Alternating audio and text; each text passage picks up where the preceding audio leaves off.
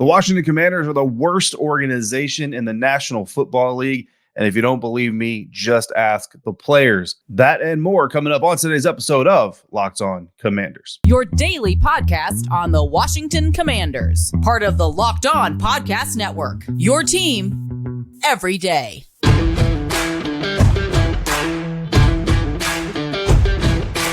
Welcome to Commanders fans, and welcome to today's episode of the Locked On Commanders podcast, part of the Locked On Podcast Network, your team every day. We are your daily podcast covering the Washington Commanders.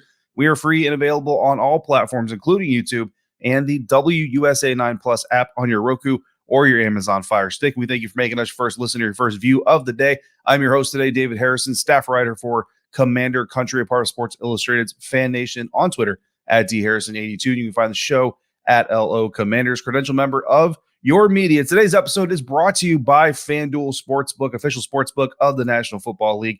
Make every moment more. Visit FanDuel.com/lockedon today to get started. And we know that the Commanders love themselves some Alabama defensive linemen, so we set out to find one of them in this year's NFL draft class. But first, the Washington Commanders have the worst organization in the National Football League. That's how we're going to get today's episode started, and that's according to the National Football League Players Association. The NFLPA sent questionnaires recently out to every player that was on an active NFL roster in 2022 to create what they're calling the NFL Player Team Report Card. According to NFLPA President J.C. Tretter, the objective here is to inform agents and, of course, players who are prospective, projected free agent players in helping them make decisions that are best for them and also best for their families. There were some rankings in here about how NFL organizations treat family members and helping them make their decisions on where to go. In a letter that Tretter included in the rankings, basically it was just a situation of a lot of times players are signing with franchises and they really don't know what they're getting themselves into from a day-to-day perspective. Maybe they get a tour of the stadium, the locker room, stuff like that, but how is it being a daily part of the organization, and how is it for your family being a daily part of the organization? So they put out this survey. It was a lot of like 1 to 5 type of ratings and things like that, and some short answers and the opportunity to give feedback. And look, the NFLPA acknowledges that this study, not scientific, but it does provide a quantitative and qualitative opinion of players with their current franchises. Now, it's important to note as well, they were only allowed to rate their current franchise. So, if you have a player out there who was, look at Carson Wentz, for example, he was only allowed to rate the Washington Commanders, not the Indianapolis Colts, not the Philadelphia Eagles. So if you have any of those like hard feelings in the past there, not allowed. They, ideally that would kind of eliminate that from playing a factor. Of course, if Carson Wentz had any hard feelings for the Washington Commanders, potentially played in there, but we're not saying that he did or does, just food for thought. So 1,300 total players responded to the questionnaires sent out again by the NFLPA. And when you put everything together and you average it all out and you stack everybody by their scores, the Washington Commanders finished 32nd of 32 NFL teams. And look, that's not going to surprise a whole lot of you out there, I'm sure, but something that might surprise you was in the synopsis for the Washington Commanders. Part of the report says, quote, besides the strength coaches who received great feedback and grades as one of the best groups in the league, the rest of the club's operations and facilities were rated by player respondents at the bottom of every single category. The report continues, the locker room does not have confidence that club owner Dan Snyder is willing to invest to upgrade the facilities. And here's where you might be surprised, as players' responses rank him 31st in this category. End quote. Dan Snyder, the 31st ranked owner in the National Football League. More on that here in just a little bit. Commanders players, according to this report, are significantly more concerned about areas of the facility than other teams' players are. And when you look at kind of some of the trends that the NFLPA reported, this team most consistently reported training room staff problems, being understaffed. That is, players also reported having the smallest hot and cold tubs to help recover. Only 35% of Commanders players felt they had enough personal space in their locker room. And again, it's only 35% of respondents. So we don't know how many Commanders responded, but 35% of those who did respond felt that they had enough personal space. So that's 65% did not. And I can confirm with you guys, it's a little bit crowded in there. Those lockers get pretty tight and squeezing guys in there, and they're kind of shoulder to shoulder trying to change their clothes and do what they need to do. Also complaints of not having warm water in the showers and poor drainage. 22% of Commanders players that responded felt like they had enough space on team flights. And Washington is one of just 6 NFL teams that make some of their players have roommates on road trips and don't offer their players first-class seats on any flights. Now, look, in the NFL, you've got all these people and all these staffers flying to and from games. Not everybody can get a first-class seat. You can't make a plane. Oh, I suppose you possibly could, but you're not going to have enough room if you do make a plane just full of first-class seats. These are chartered planes, so they've got a standard number of first-class seats. So not everybody's going to get a first-class seat anyway, but a lot of NFL teams do have systems in place to get players into the first-class seats from time to time for winning game balls and game-winning plays, stuff like that. For one example, talked to a Seattle Seahawks beat reporter, Greg Bell, here at the Scouting Combine. He says that his understanding with the Seahawks is if they win a road game, then veterans get to sit in the first-class seats, and they have a rotation of the veterans. So as they win more games, more veterans rotate through those first-class seats. So that's kind of the thing that we're talking about here. The Washington Commanders, again, one of only 6 NFL teams, according to the survey, that don't offer any type of system where a player would sit in a first-class seat. So looking at some of the breakdowns here, the treatment of families is a big concern here that I'll get to. But the best ranking for the Washington Commanders was their strength coaches. Strength coaches got an A+. So look, the guys on staff doing a great job, tied for first in the National Football League. Then you have the weight room itself getting a C+, which was tied for 22nd in the league. Getting a D was the training staff, and I think a lot of that had to do with understaffing, not so much the staff that were on hand. Could be mistaken there, but that's what I understand from the reading. 31st in the NFL for the training staff. A D+ given to food service and nutrition. That's tied for 18th in the National Football League. And then a bunch of Fs here.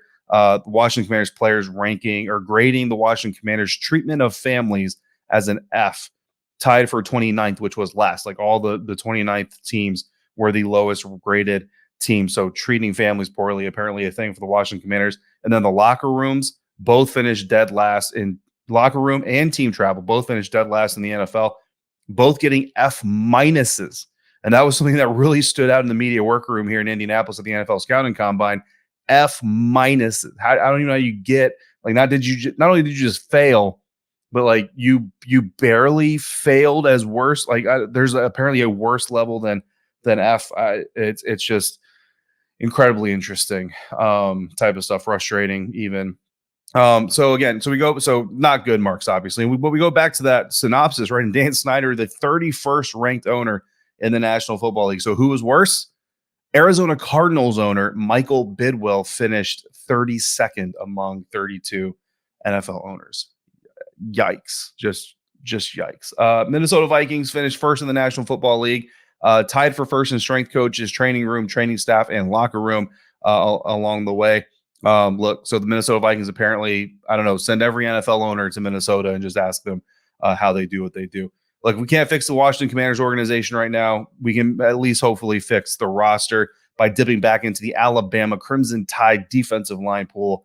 That's what we're going to do here next on today's episode of Locked On Commanders. In today's episode of Locked On Commanders is brought to you by FanDuel. The midway point of the NBA season has come and gone. We are in the final stretch towards the playoffs in National Basketball Association. So now is the perfect time for you to download FanDuel, America's #1 sportsbook, because new customers, you can get a no sweat first bet up to $1,000 as bonus bets back if your first bet doesn't win. So if you want to go aggressive, you want to go big, and you don't make it, you don't get rewarded for your aggression, you can at least get that money back in a bonus bet scenario. Those bonus bets, you can then use them as you will to try to build back your bankroll. Just download the FanDuel Sportsbook app. It's safe, secure, and super easy to use. Then you can bet on everything from the money line to point scores and even threes drain. Plus, FanDuel even lets you combine your bets for a chance at a bigger payout with a same-game parlay.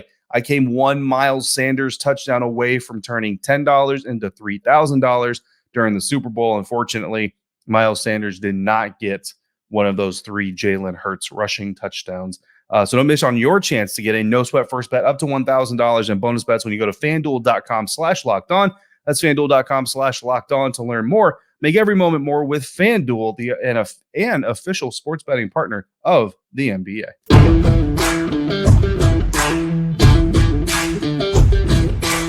Thanks again, Commanders fans, for making the Locked On Commanders podcast first listener, first view every single day.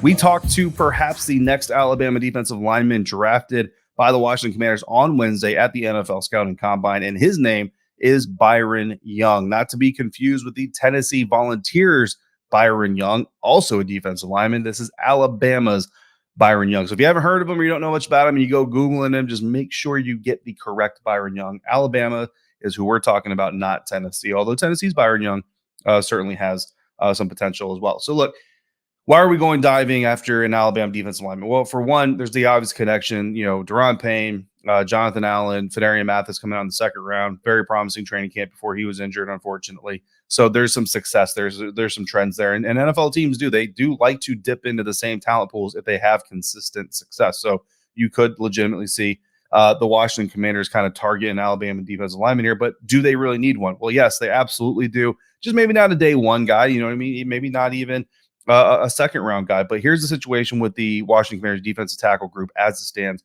right now. Defensive tackle Jonathan Allen, the captain, the star, everybody loves him. He's under contract right now through 2025.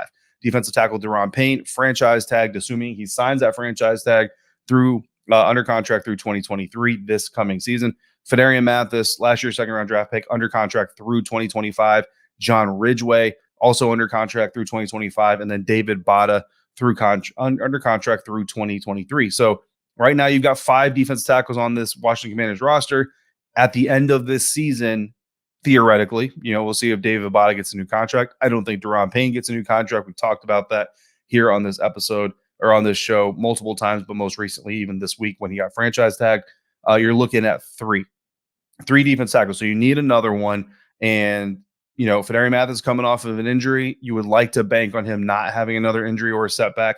But I am a big, staunch supporter of draft based on what you have, not what you hope to have. So if you are doing that, then what you have is a group of defensive tackles that has one secure starter in John Allen, one guy who had a really good year and was a big contributor in John Ridgeway, and then David Bada, who's been kind of a role player, kind of a fringe guy. That's what you have coming into this season when you look into the future and what your team is going to need. So how do you prevent yourself from getting in a position where you have to go defensive tackle in the first round, even though you got a guy like John Allen? Well, you address that early. Give yourself a mid-round pick prospect to develop. And if Phidarian Mathis stays healthy and this guy develops in year 2, when you lose arguably 2 of those guys, or at least one of those guys, you now have a guy who's ready to step up because you've been developing him. And hopefully he has the talent to be able to contribute as a rookie as well as in a rotational fashion, or knock on wood, if it comes to it, there's an injury or something, they got to step up. They still have talent that you can tap into. And that's where we target a level 3rd or 4th round pick for the Washington Commanders in their defensive tackle group. And that is where Byron Young, again, Alabama Crimson Tide defensive lineman, Byron Young comes into the picture. Byron Young has a similar build to John Allen, whereas Ridgeway and Phidarian Mathis are more Payne type of build. So you're looking at a guy who's going to come in and try to be the backup for John Allen directly, and then moving forward, develop into a guy who can be potentially that replacement. Because look, when Allen's current contract is up, this draft pick, Byron Young, would have 3 years of NFL experience at that time, and Allen's contract would expire after he turns 30. Now, don't put away the pitchforks. Don't come after me here. I'm not saying you shouldn't re-sign a John Allen after he turns 30, because if he's still John Allen, then absolutely you want to give him another contract. And Byron Young is either a really good role player, and stuff like that. Maybe you trade him, for 3 years down the road. We can't really accurately kind of project what could or could not happen with these guys. But the bottom line is you want to have some insurance here, some security in case what if happens with John Allen, or maybe, look, he just decides at that point in his career, whatever's going on in Washington, he wants to go do something else, and you don't want to franchise tag a defense tackle over the age of 30. Whatever it is, provide yourself some insurance, secure the future of your roster.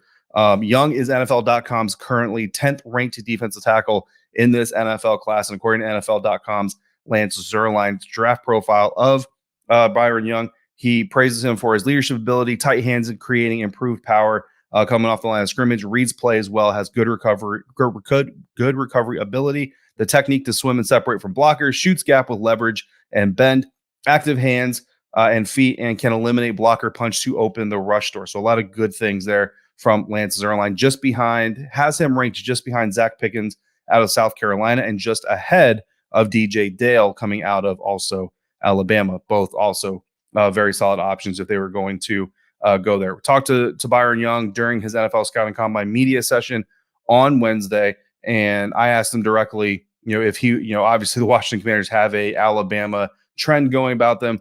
How would he feel about coming to Washington and joining Alabama teammate Fedarian Mathis, Brian Robinson Jr., and then other Alabama players like Deron Payne and Jonathan Allen? He told me, quote, "I would love to go there. I would love to reunite with Fedarian Mathis. It would be great to be up there with him, with Brian Robinson Jr., Jonathan Allen, and Deron Payne, all guys who played at Alabama who really set the standard," end quote. And then specifically on Fedarian Mathis, I asked him if there's been a former teammate who's really kind of taken him under his wing and really shown him the ropes. And he immediately identified Fedarian Mathis, Big Phil, as he called him. Quote, "He's been the guy who became like a big brother to me. Every single week, I'm calling him. He's calling me, asking me how things are going, just giving me advice on what to expect and how to handle everything that's coming my way," end quote.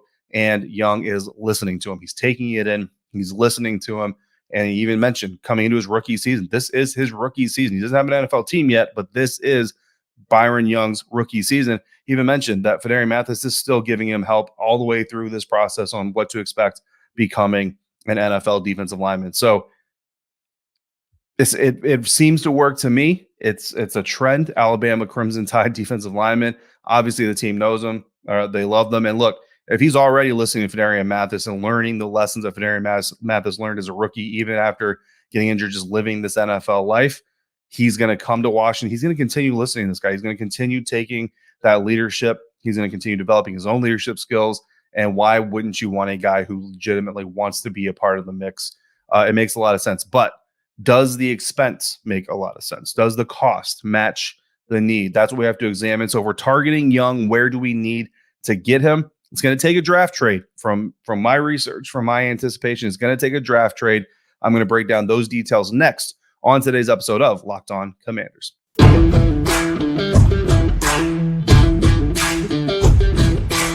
What does a mock draft look like if we're targeting Byron Young or even Alabama's DJ Dale to join the Washington Commanders roster and become the next Crimson Tide defensive lineman to join the Commanders defensive line?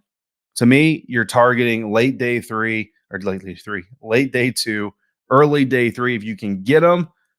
But guys, I don't think Byron Young is going to last just quite that long. So if you don't want to make the trade, you don't want to spend a little bit of capital, maybe you wait and you hope to get a DJ Dale. But if Byron Young is your guy, you're going to have to move up to get him. But I'm not talking about our first round trade here. So we go through this. I know it's not mock draft Monday, but you know what? We're in Indianapolis. The NFL Scouting Combine is going on. Why not? It's draft focus this week. Let's hit a bonus mock draft here on this Thursday episode of Locked On Commanders. So we're not going to need to trade our first round pick. So number 16, you've got some attractive options. You got defensive lineman Kalijah Cansey out of Pitt, defensive lineman Brian Bresee out of Clemson.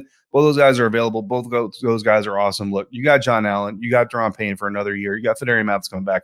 Don't need to invest a first round pick. So even though they're very attractive prospects, we're not going to go pull the trigger here and say, oh, well, we're not going to wait till the 3rd or 4th round. We're just going to do it right now. So instead, in this mock draft simulation that I ran again on profootballfocus.com, Alabama safety Brian Branch is available. And I know we're targeting Alabama defensive lineman Byron Young, but you know what? If it works, it works. Brian Branch, NFL.com, his comp is Minkah Fitzpatrick, only one of the best free safeties in the National Football League today. They talk about him being a starting nickel right away, potential starting pair for me with Cam Curl, Derek Forrest playing that Buffalo nickel spot with the ability to stay formation disciplined when facing motion. I'll never forget, Ron Rivera kind of talked about that, one to have a defense that even if the opponent is running motion, your defense just has to check and call and make signals. Don't necessarily have to move a bunch of guys around. Helps you keep your defensive call a little bit better disguised against the opposing quarterback, gives you a little bit of an advantage. Brian Branch can help you do that. And with the exit of Bobby McCain, I know that Ron Rivera said that release was mostly based on kind of the young guys and what they were able to contribute. Jeremy Reeves, Danny Johnson, Percy Butler specifically.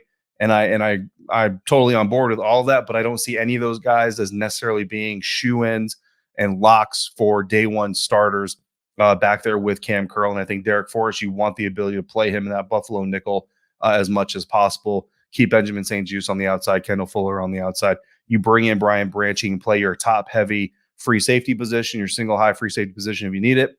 Cam Curl has some coverage ability as well. And then, of course, you can drop him down in the nickel when you need to. To me, that's a very solid pick at number 16. So then we move into the second round and we get to number 47. A couple of edge guys are available here. Andre Carter out of Army, Will McDonald, the fourth out of Iowa State.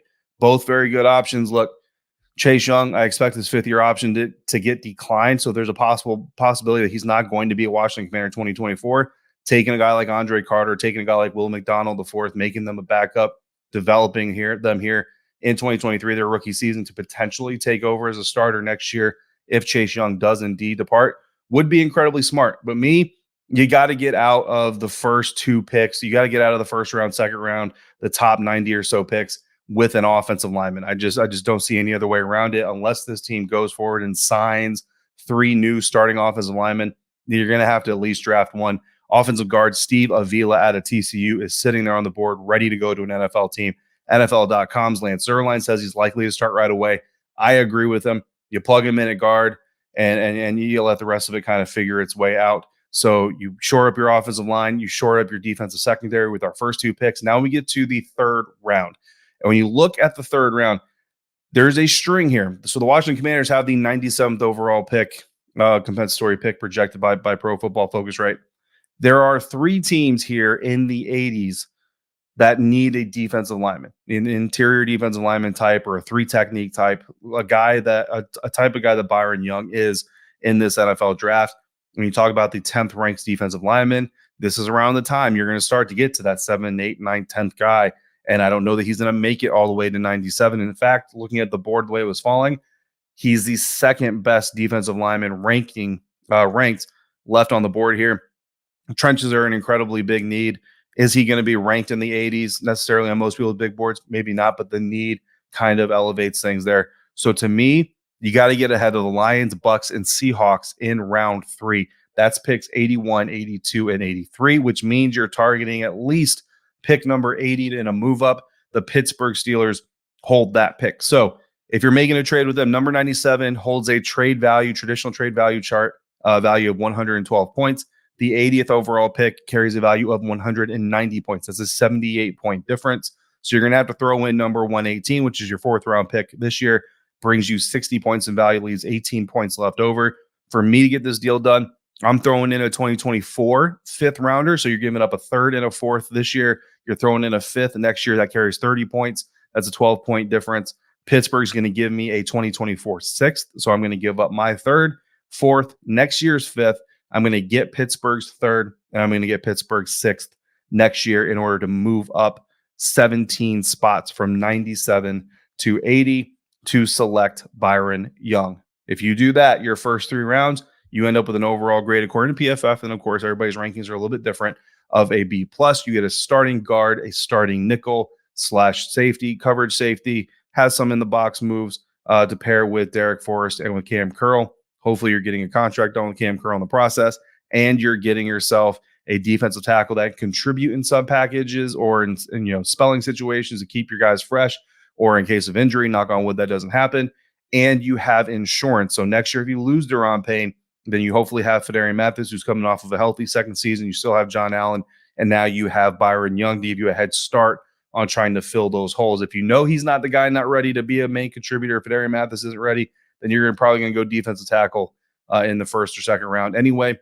But you're giving yourself that opportunity. There's a bloodline there coming from that program. He and Fedarian Mathis are tight. He's already following that tutelage. I mean, you have every reason for this to be a successful venture, which justifies the cost as far as I'm concerned. So that is what a potential draft could look like if you're the Washington Commanders and you are targeting another Alabama defensive lineman, in this case, the one that I've identified, Byron Young. Let me know what you think of all of that in the comments below. If you would do something different, if you don't do something different, if you're just sure that the Commanders are going to get a long-term deal done with Daron Payne, and I'm completely wrong there, let me know as well. Either way, whether we agree, disagree, or otherwise, I appreciate you, as always, for coming through and making the Locked On Commanders podcast your first listen or your first view of the day. Now make your second listener view the Locked On NFL Draft podcast. Damian Parson and Keith Sanchez provide in-depth coverage of the biggest NFL draft prospects with deep dives into the sleepers and hidden gems that can change your favorite NFL franchise. Find Locked On NFL Draft wherever you get your podcasts and on YouTube. Part of the Locked On Podcast Network, your team every day. If you've got questions or topics you want to discuss here on this show, send them in via email to lockedonwashingtoncommanders@gmail.com or hit the LO Commanders DM at LO Commanders on Twitter. I am David Harrison, once again, staff writer for Commanders Country, Par Sports Illustrated's FanNation, credentialed member of the media covering your Washington Commanders on Twitter at dharrison82. And again, thank you for making us your first listener, your first view every single day. If you're out and about, folks, please be safe, be kind to one another, and thank you as always for joining me right here on Locked On Commanders.